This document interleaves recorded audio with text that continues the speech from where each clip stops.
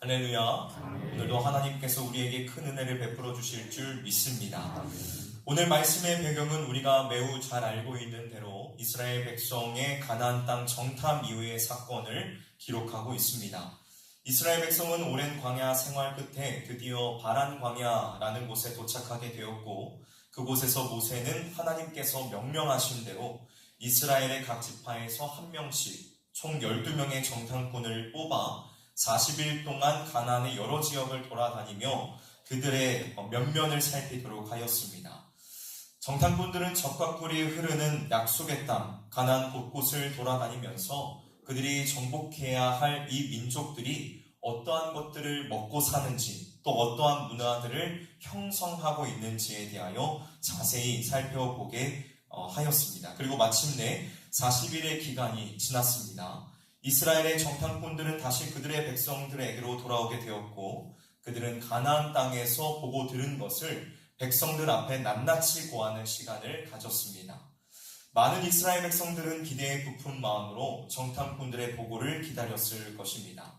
그러나 참으로 안타깝게도 백성들의 많은 바램들과는 다르게 가나안 땅을 둘러보고 온 이 12명의 정탐꾼들 중 여호수아와 갈렙을 제외한 10명의 정탐꾼들은 가나안 땅에 대하여 악평을 늘어놓기 시작하였습니다.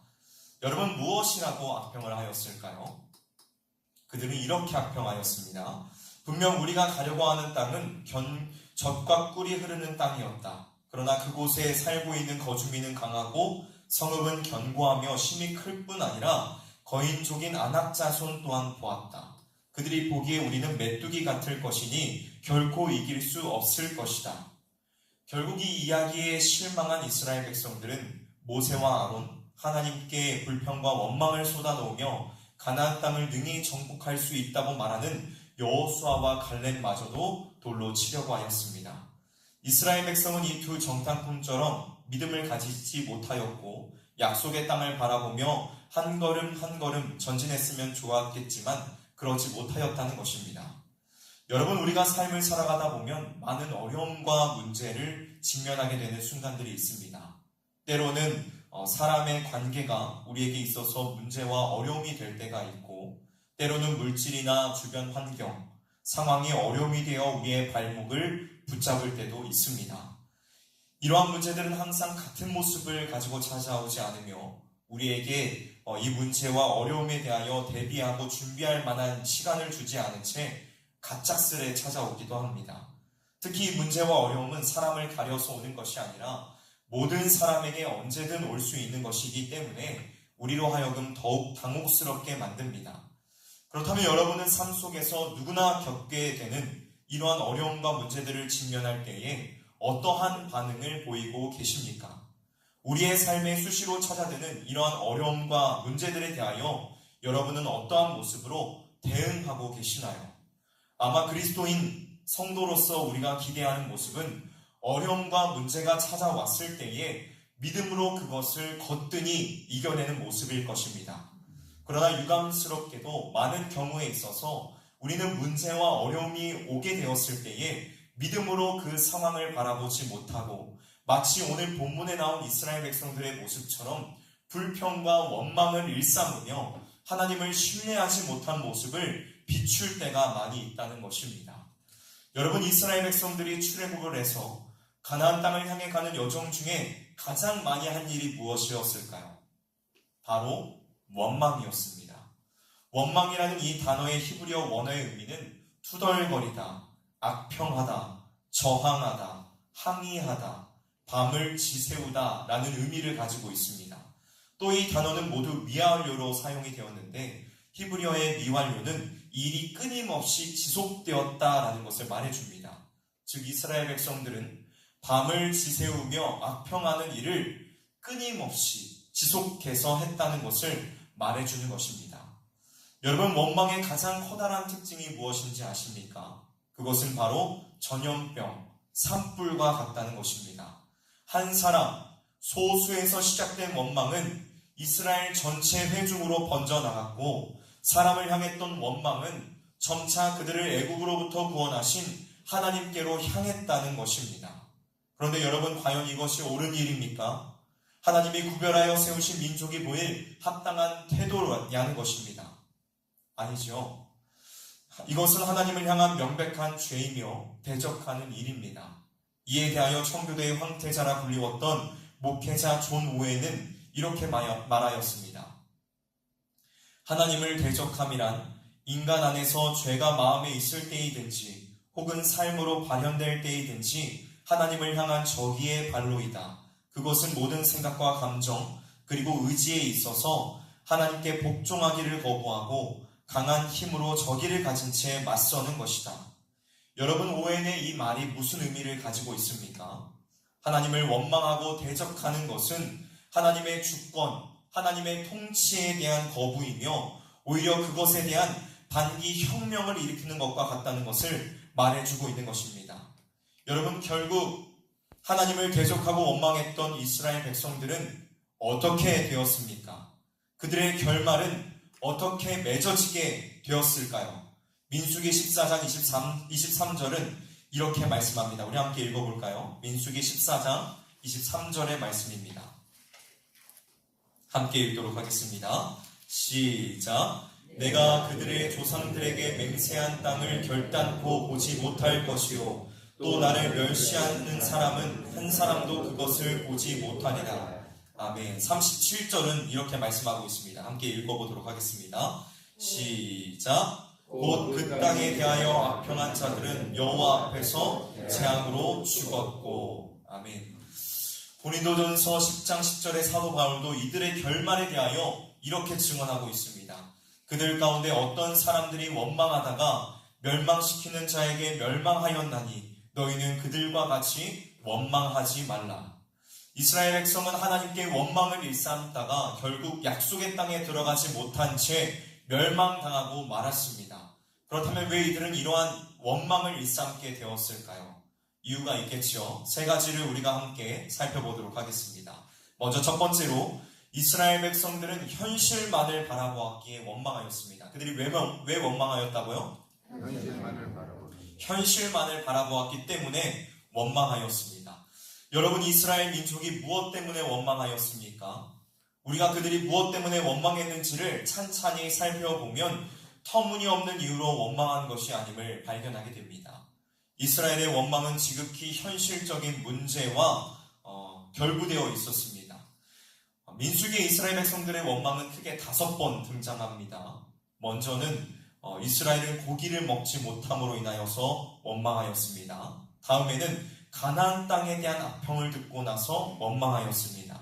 세 번째로는 모세와 아론에 대하여 반역한 고라와 그 무리를 땅이 삼키고 난 이후에 백성들이 모세를 원망하였습니다. 네 번째로는 이스라엘 백성들은 마실 물이 없자 원망하였습니다. 마지막 5번째는 에돔이 길을 열어주지 않아 광야길로 돌아가게 되자 험한 길로 가야 하는 백성들이 먹을 것이 없어 원망하였습니다. 이스라엘의 원망은 대부분 삶의 현실의 문제들과 맞닿아 있었습니다. 그냥 아무런 생각 없이 원망한 것이 아니라는 것이죠. 우리도 삶 속에서 문제를 바라볼 때에 그 문제가 현실적으로 해결되지 않고 갑갑하게 흘러가면 원망이 나오는 경향이 있습니다. 우리도 연약함을 가진 사람이며 부패한 본성이 우리 안에 있기에 원망하는 모습이 때때로 나타나게 된다는 것입니다. 여러분, 우리의 현실을 들여다 보십시오. 우리의 현실 속에서 기쁨과 위안을 찾을 수 있는 곳이 어디에 있습니까? 우리가 지켜보고 바라보는 곳에서는 불평하고 원망할 일들만이 가득하지 않습니까? 우리의 현실은 매우 어둡습니다. 하지만 그렇다고 해서 하나님을 향해 원망한다는 것은 믿는 자로서 가져야 할 신앙의 자세가 아닙니다. 우리는 어려움 속에서 현실만을 바라보며 하나님을 향해 원망하는 것이 아니라 믿음 안에 있는 약속을 소유한 자들로서 입술에서 원망을 과감하게 끊어내며 하나님의 말씀을 붙잡아야 합니다. 우리는 우리의 문제보다 크신 하나님을 바라보며 소망하며 인내해야 한다는 것입니다. 여러분, 현실적인 문제 앞에서 우리 주님께서 어떻게 하셨는지를 생각해 보시기를 소원합니다. 광야에서 40일 동안의 금식 이후에 사단은 예수님을 찾아와 돌을 떡으로 변하게 하여 먹으라고 시험하였습니다. 예수님은 하나님이셨지만 사람의 몸으로 계셨기에 배가 고프셨을 것입니다. 현실적인 문제 속에 있으셨다는 것이지요. 하지만 예수님은 이스라엘 백성처럼 현실적인 문제로 인하여 원망하거나 불평하지 않으셨습니다. 오히려 말씀으로 사단의 유혹과 어려움을 이겨내셨습니다. 사랑하는 성도 여러분, 오늘의 현실 속에 많은 어려움과 문제를 당하고 계십니까? 그렇다면 원망하지 마시고 하나님을 소망하며 인내하시길 바랍니다. 말씀을 기억하여 이겨내시길 바랍니다. 시편 130편 5절은 말씀합니다. 나 곧 내 영혼을 여호와를 기다리며 나는 주의 말씀을 바라는도다. 야고보서 5장 8절과 11절은 말씀합니다. 너희도 길이 참고 마음을 굳건하게 하라. 주의 강림이 가까우니라. 보라, 인내하는 자를 우리가 복되다 하나니 너희가 욥의 인내를 들었고 주께서 주신 결말을 보았거니와 주는 가장 자비하시고 긍휼히 여기시는 이시니라. 아멘. 여러분, 인내하십시오. 말씀을 붙잡고 인내하시면서 하나님을 소망하십시오. 여러분 입술에서 그 불평을 끊어내 버리시고 하나님을 바라보는 자들에게 하나님께서 크고 놀라운 일을 행하신다는 사실을 기억하며 현실이 아닌 하나님을 바라보는 저와 여러분이 되시기를 주님의 이름으로 간절히 소망합니다. 다음 두 번째로, 이스라엘 백성들은 은혜를 기억하지 못했기에 원망하였습니다. 왜 원망했다고요? 첫 번째는 무엇이었습니까? 현실만을 바라보았기 때문에. 두 번째는 하나님의 은혜를 기억하지 못했기 때문에 원망하였습니다. 이스라엘 백성은 출애굽을 이루어가는 과정부터 하나님께서 행하시는 그 놀라운 일들을 모두 목격하였으며 하나님이 주시는 풍성한 은혜들을 누렸습니다.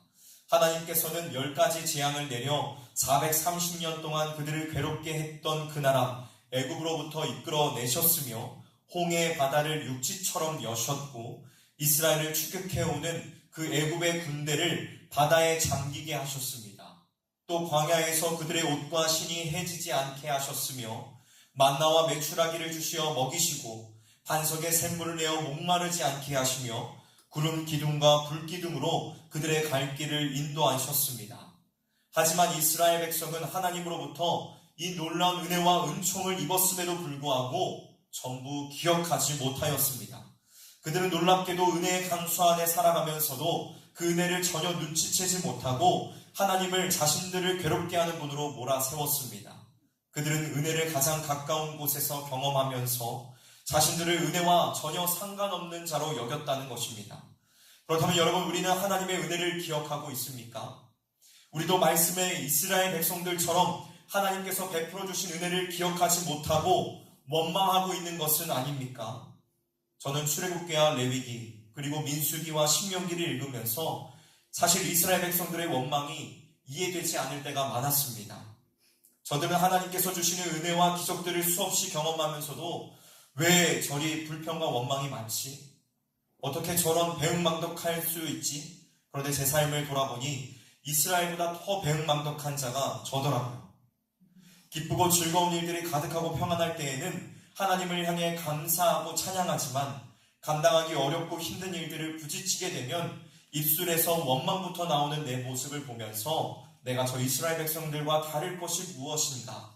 내가 더하면 더했지 그들보다 못하지는 않구나 라는 것을 깨닫게 되었습니다. 여러분, 우리는 은혜를 기억하지 못하면 원망할 수밖에 없습니다. 베풀어 주신 은혜를 기억하지 못하면 계속해서 하나님을 대적하는 삶을 살아갈 수밖에 없다는 것입니다.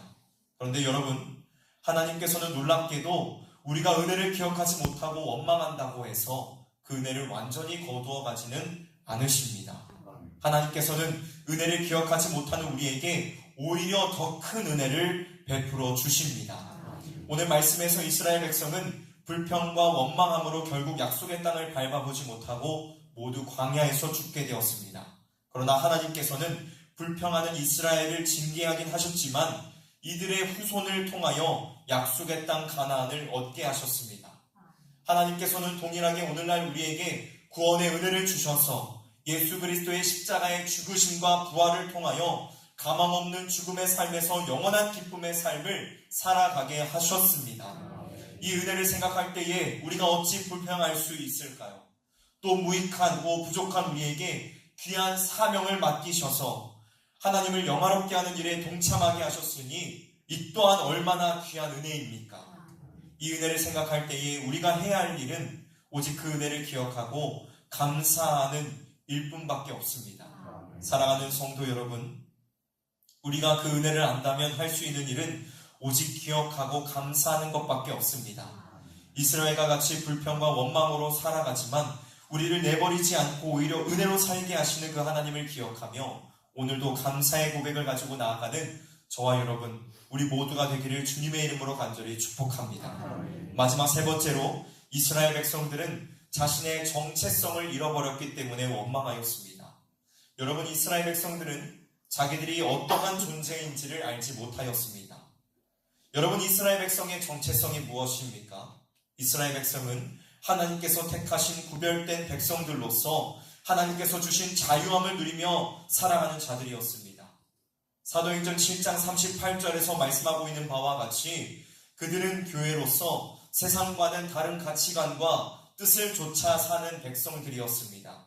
그러나 그들은 자신들에게 부여된 이 정체성을 알지 못하고 그것을 망각한 채 애국으로 돌아가려 하였습니다.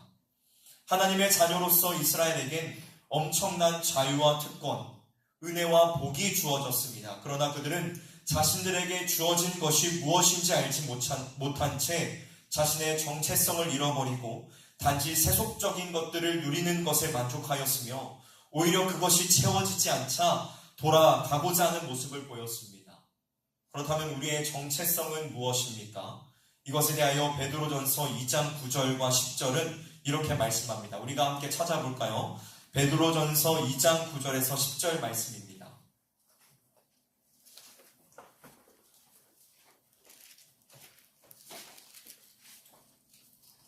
베드로전서 2장 9절에서 10절 말씀입니다. 함께 읽도록 하겠습니다. 시작. 오직 너희는 택하신 족속이요 왕같은 제사장들이요 거룩한 나라요 그의 소유된 백성이니 이는 너희를 어두운 데서 불러내어 그의 기이한 빛에 들어가게 하신 자의 아름다운 덕을 선전하게 하심이라. 너희가 전에는 백성이 아니더니 이제는 하나님의 백성이요 전에는 긍휼을 얻지 못하였더니 이제는 긍휼을 얻은 자니라. 아멘. 여러분, 우리는 하나님의 백성입니다. 우리 역시 정체성을 잊어버리고 살기가 쉽습니다. 그러나 하나님은 우리에게 끊임없이 정체성을 자각하게 하십니다. 말씀을 마무리하도록 하겠습니다. 고린도전서 10장에서 사도 바울은 이스라엘이 보냈던 그 광야 생활이 우리의 삶의 본보기가 된다고 말씀하고 있습니다. 오늘 우리에게 주어진 이 하루를 어떻게 여러분들은 보내실 것입니까? 우리에게 다가온 문제들을 불평과 원망함으로 넘기시겠습니까? 절대로 그러지 마시고 하나님을 바라보며 하나님께서 여러분들의 삶 가운데 베푸신 은혜를 기억하며 감사함으로 살아가는 저와 여러분들이 되시기를 주님의 이름으로 간절히 소원합니다. 우리가 미래 비전을 향해 나아감에 있어서도 가장 중요한 것이 이것입니다. 우리의 입술 가운데서 나오는, 우리의 무의식적으로 흘러나오는 이 원망과 불평을 과감하게 끊어버리고 하나님께서 주실 것들을 바라보며 믿음으로 감사함으로 나아가는 것이 우리의 삶 가운데 주어진 사명이라는 사실을 기억하면서 우리가 정말 감사함으로 살아갈 수 있기를 주님의 이름으로 간절히 소원합니다. 여러분, 입술에서 불평과 원망을 과감히 끊어내 버리십시오.